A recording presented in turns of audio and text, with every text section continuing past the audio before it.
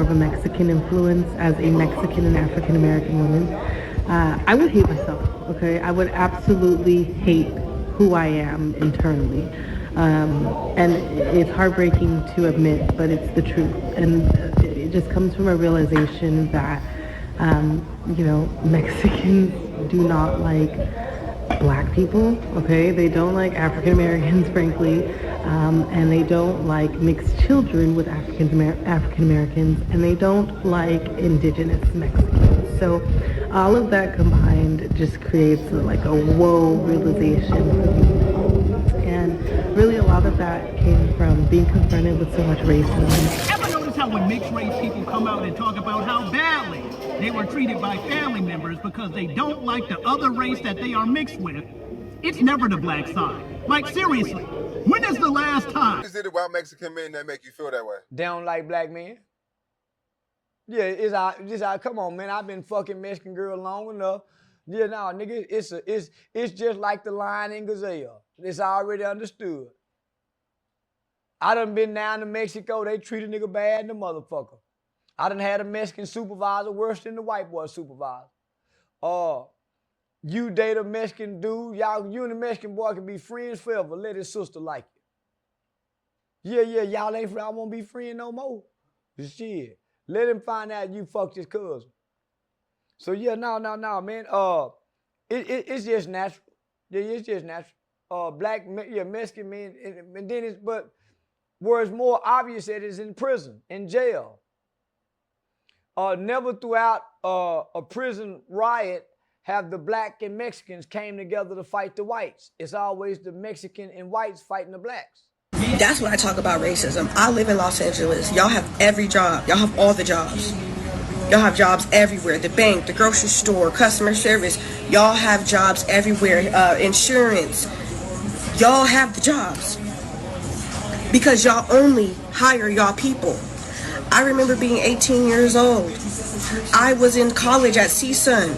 I wanted to get a job. I went to go get a job in the pavilions in Sherman Oaks. All Hispanic manager. He said, hey, I usually only hire my people. Mind you, this is 2011. Hey, I usually only hire my own people, but I like you, so I'll hire you. They hired another Hispanic girl the same age as me, whatever. I don't think she was in college, but the same age as me. They moved her up to cashier so fast while I was still pushing carts in the bakery.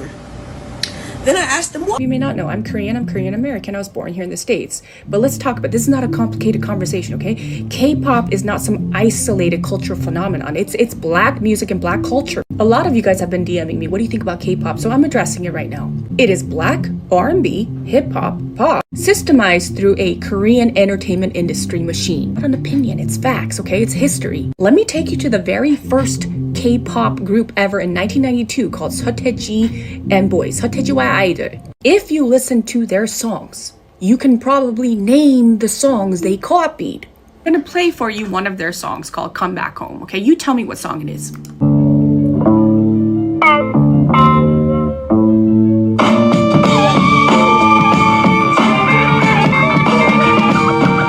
Were you trying to get crazy with this, eh? Don't you know I'm loco? Now, I know Cypress Hill is more of a Latino, right, American hip hop group, but what I'm trying to explain to you is that that's what they did from the very beginning. So from the very beginning, from the very first K-pop group ever, okay, it was ambiguous, it was borrowed, it was stolen. And the framework still remains today. We have the 808s, we have the syncopation, we have the hi-hats, we have the melismas, we have the call and response, we have all of the things that black music, it's black music. And I'd also like to add that most of the K-pop hits now are being written by black writers and produced by black producers. It's not just the sound, right? Because it's the culture, it's the mannerisms, it's the hair, it's the fashion, it's the choreography, it's the slang, it's all of the things that it's taken from black culture. It did not come from Korean traditional culture. This is where I get uncomfortable talking about this, but here I am. Okay? Black artists were historically marginalized. They were penalized. They were excluded because of these very things. And yet when it comes from K-pop, it's globally accepted and it's even rewarded. What is that? That's not influence. That's racism. And Hi everybody, how y'all doing? This is MJ. Hope everybody's doing well, having a great winter right now, even though it's cold as hell out there. But hey, we're gonna keep pushing. All right. I got my own set of things to say on this topic right here. I'm gonna get into it. I wrote everything down. I've run into situations and had certain conversations with coworkers and other people that have shown me the true hatred and contempt that other minority groups have toward black people, especially when it comes to dating. I've heard from an Asian coworker that his parents tried to prohibit him from dating black people, claiming they're bad or other derogatory terms. Now, I still believe that there should be relationships between people of the same ethnicity as well as cross-cultural relationships. I do think that the former should have more respect for the latter, or they should have more respect for each other, you know. As long as they both treat each other right in the relationship and they both have wise, mature mindsets. However, for half the individuals of the other minority groups to have that sort of hate in their heart towards blacks is absurd. When you see how much a lot of people voted for this oppressor to be in the presidential office. How did the finger end up being pointed at black people out of spite when we all know who stole this land in the first place?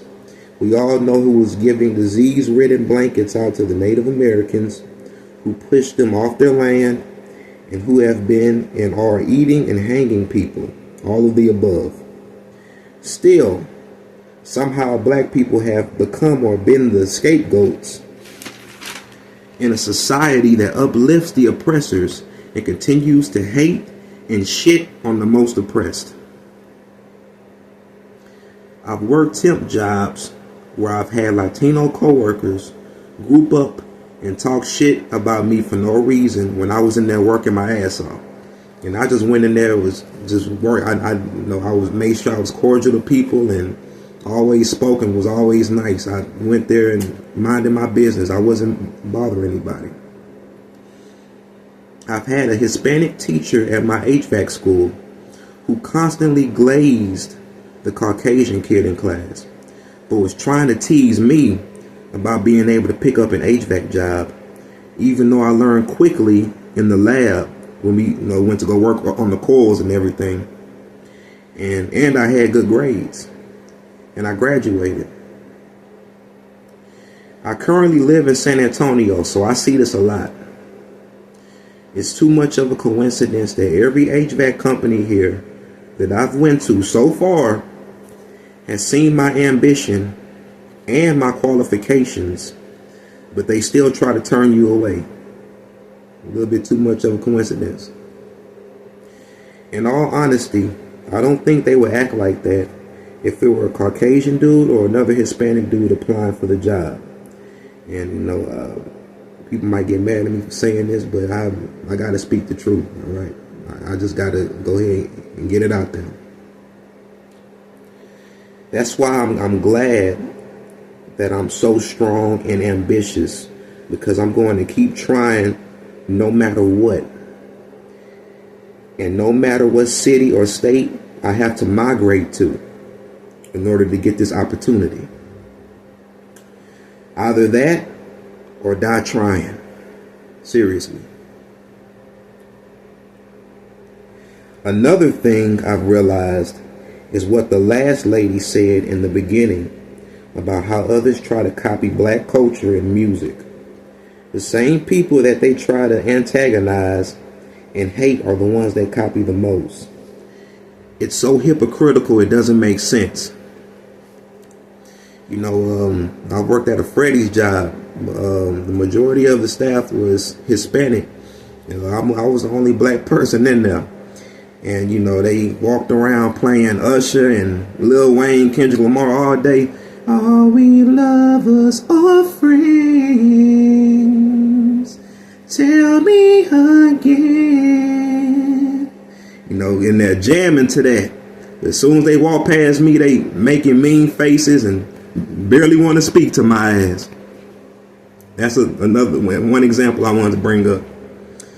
I don't think a lot of people in minority groups understand how powerful all of us could be if we work together against the oppressors.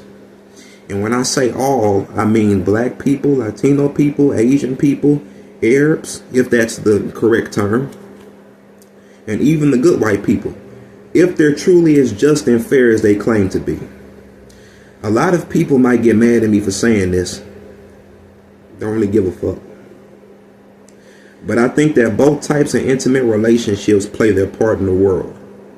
Relationships between people of the same ethnicity keeps the individual community strong, while cross-cultural or cross-ethnic relationships keep the balance of love a little bit between all human beings, period, even if it's just a few. Memories live on, certain actions taken live on throughout history. But the bottom line is that all of the good people of the world, regardless of ethnicity, have to take a stand against all the bad people of the world, regardless of ethnicity. And those are some words I wanted to go ahead and read to you all. I think this is going to be a very important video.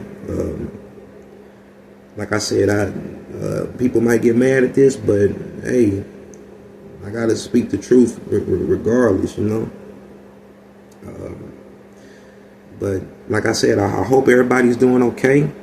I hope you've had a great New Year's, a great Christmas. I hope everything's going well for you. I just got a haircut, by the way. I want to let y'all see it. Look at that. MJ looking clean. I gotta always stay looking fresh. I gotta always stay looking clean. And I gotta stay looking good. All right. I'm gonna hit that song one more time for y'all. Tell me again, girl.